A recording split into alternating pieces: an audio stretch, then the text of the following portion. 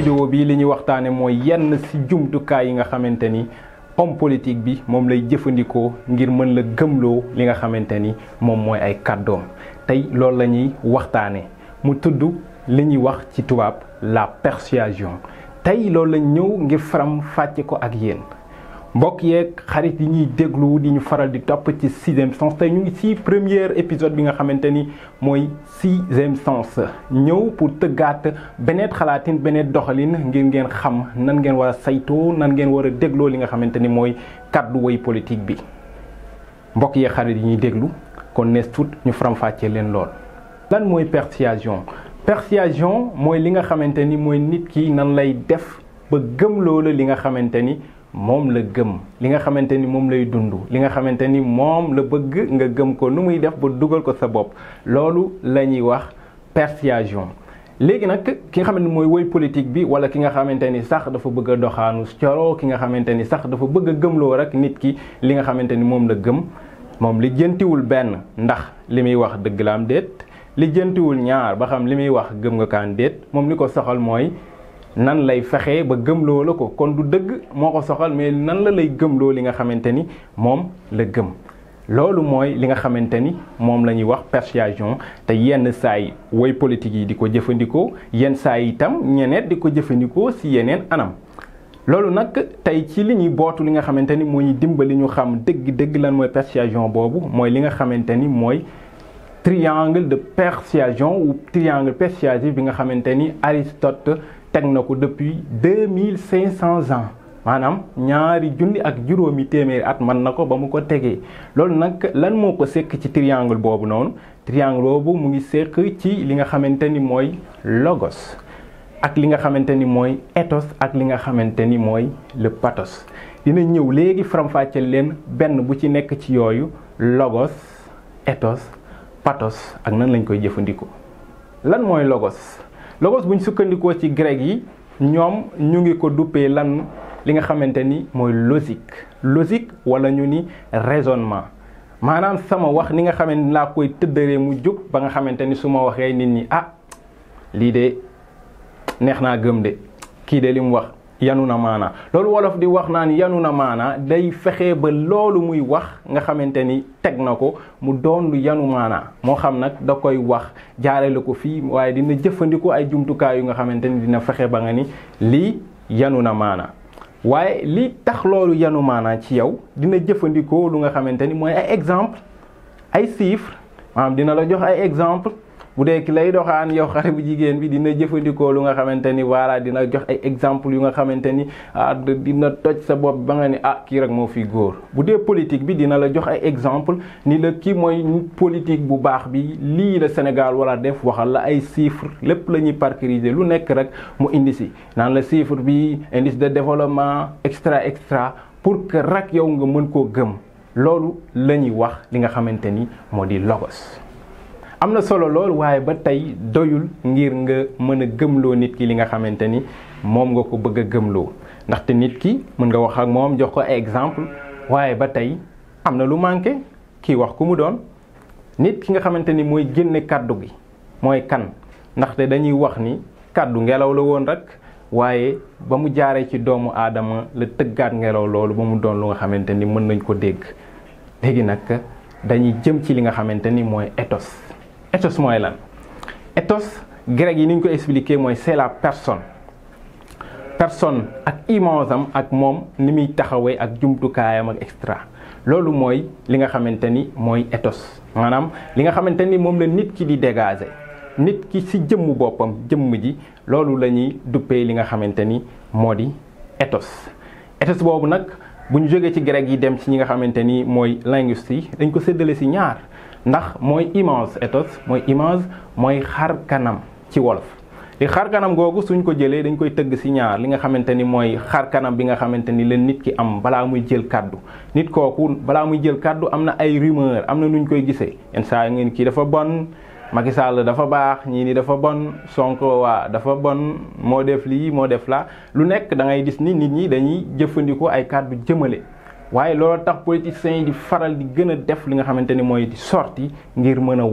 wax jooju lu tax ñuy wax à chaque fois bu ñu leen taxalee dara mooy dañu bëgg a setal seen der kon kat am na beneen image bu nga xamante ni mooy image discursive maanaam xar kanam bi nga xamante ni moom la nit ñi di tabbal boo jëlee kàddu di wax léegi xar kanam boobu noonu mu nekk xar kanam bi nga xamante moom ngay am balaa ngay wax ak bi ngay am bi nga xamante moom ngay wax léegi bi nga am bi nga xamante ni moom ngay wax mooy raxas bële boobu nag mooy ñëw nga jël kàddu daal di wax raxas sa der ci lépp lu nga xamante ni tuumaaloon nañ la ko su ko defee boo waxee ñu ne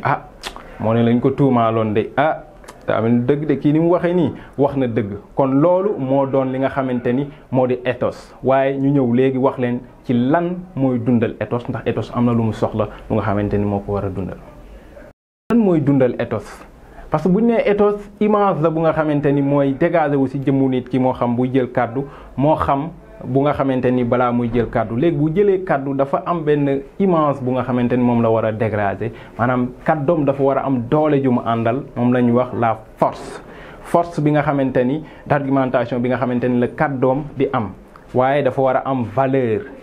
bu nga xamante ni moom lay dégager ndax culture boo gis nit koo ñoo gis rek am na lu ñu gëm valeur yooyu soo ko exprimer dégager ko nit ñi c'est par rapport à ça ñu lay mën a naw ñu lay mën a gëm ndaxte boo ñëwee ci Sénégal di wax il faut nga maîtriser li nga xamante ni mooy société bi xam nan ngay jëfandikoo valeurs yi nan ngay jëfandikoo li nga xamante ni mooy culture bi pour ñu mën la gëm ci loolu. moo tax ngay gis yenn saa ay politiciens yu nga xamante ni dinañu jël yenn yu nga xamante ni ay valeur la di ko exprimer moo xam ci li ñuy sol la moo xam ci lépp moo xam ci kàddu gi la moo xam ñu way benn way boo xamante way cosaan la moo xam sax ñu def des gestes yu nga xamante c'est par rapport pour